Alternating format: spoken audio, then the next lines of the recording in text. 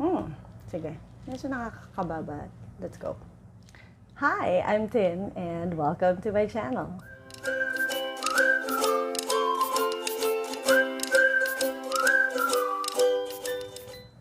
Okay. Sometimes I try to believe that there was a time when I was younger that I didn't really care much about what I physically look like or what others thought about what I look like. There was a time when I had decided to focus on dancing in my early 30s. I guess I honestly didn't know what I was getting into. I just fell in love with ballroom dancing the year before, and I would do anything to keep on doing it. And yes, I do mean anything. I even quit 2 theater projects just to focus on dancing. And then things fell into place. Kasi after about 4 months of dedicating at least 2 hours of dance fitness, Latin ballroom, and standard ballroom dancing every day, plus 1 dance competition under my belt, I got invited into this dance company as a scholar. Oh, wow. I was grateful for the opportunity because I didn't have to worry about paying for my classes anymore. Kasi ang mahal kaya per class ang ballroom dancing. But I got the chance to learn all of the dances in Latin and standard ballroom, plus study and teach dance fitness as well. What I noticed right off the bat, though, was that I was totally different from all of my fellow scholars. Sige, addressing the elephant in the room, I was already 31 years old at that time. The rest of the scholars were aged around 11 to 26, but most of them had already learned to dance before they learned to walk, while I only started dancing the year before with 0 dance background. So they were more graceful and flexible than I could ever be. Also, they had similar body types, thin and lean, not 1 ounce of fat anywhere in their bodies.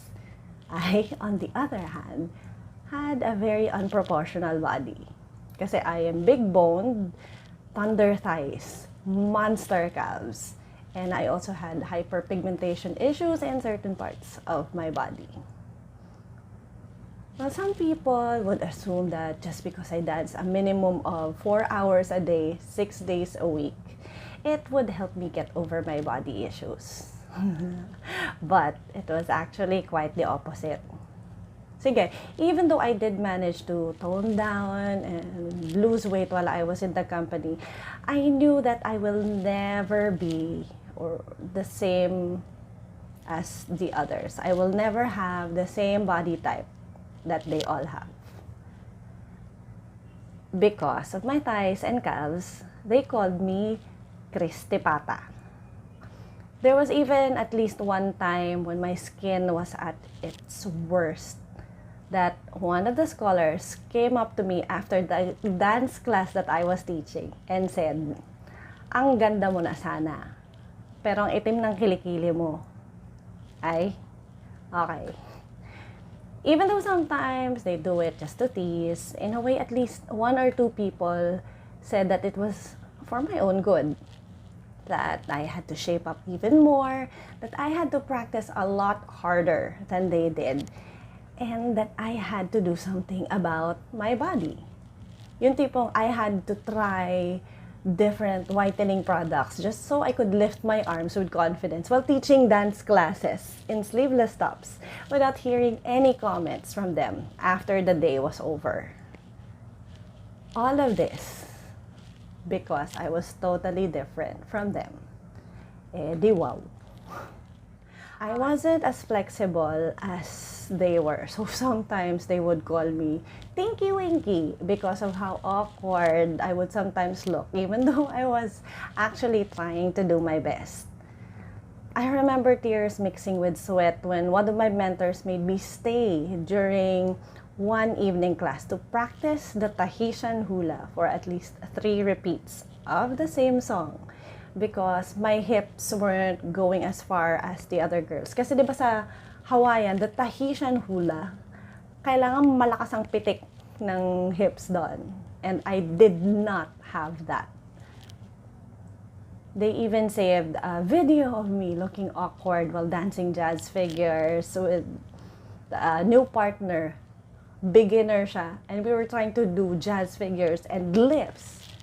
And they kept playing the video over and over during car rides while laughing at me.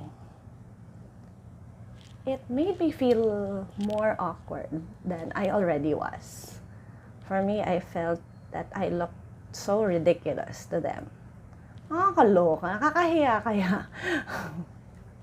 Again, they do it in jest, but at the same time, I felt that I was not good enough for them in terms of skill and physicality. Even though I was trying really hard, like being there in all of the classes, even when it wasn't required of us to do it, I was there. I willingly helped out in technique classes by dancing the man's part so I can master both the ladies and man's parts of every dance. That's when they started saying that I should just dance the man's part all the time because I look like one in my super short hair anyway. Kasi I was growing out a pixie cut at that time. So, mukha daw akong lalaki. Tapos palagi pa ako naka-jazz pants instead of wearing the required skirt. Yan. Kasi may issues nga ako about my legs. Diba? Kaya, wala rin.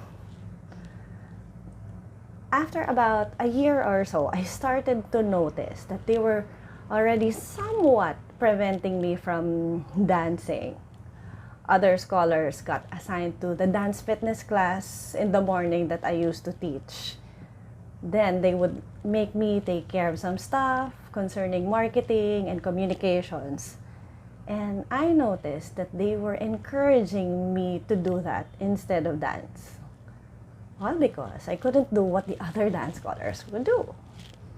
They claimed to show some sort of credibility to their customers by showing the fittest looking dancers who are the most flexible as their dance fitness teachers.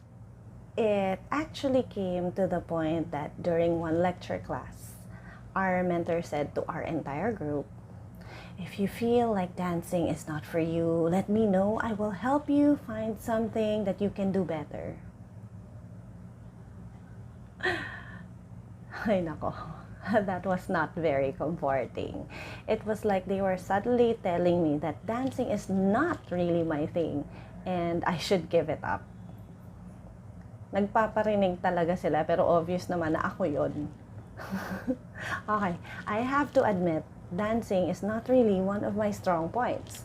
Like I said earlier, I had zero background in dance when I started.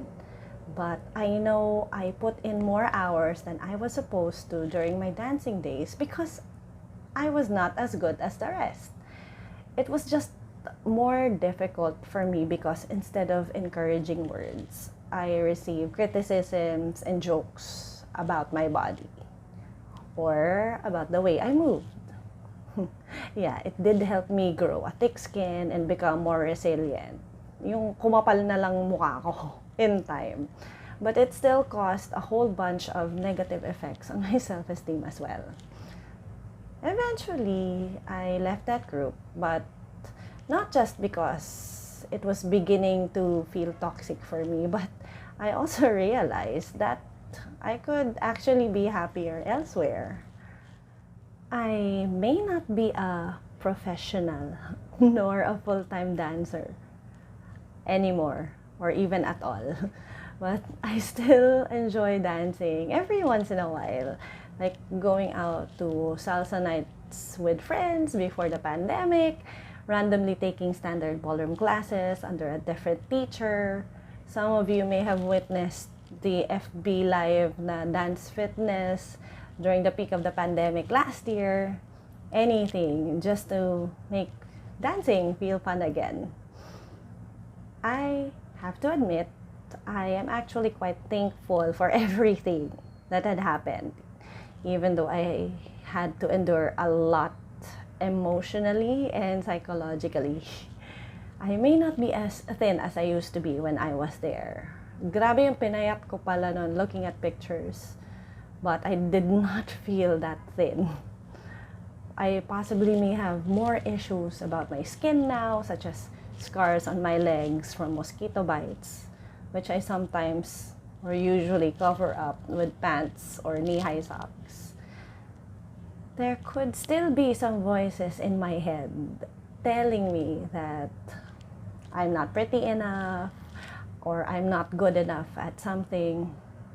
But yeah, I guess eventually I learned how to turn down the volume. All of those things that I took to heart, I now learn to take in stride. Thank you for listening. Thank you for watching. Please like and subscribe.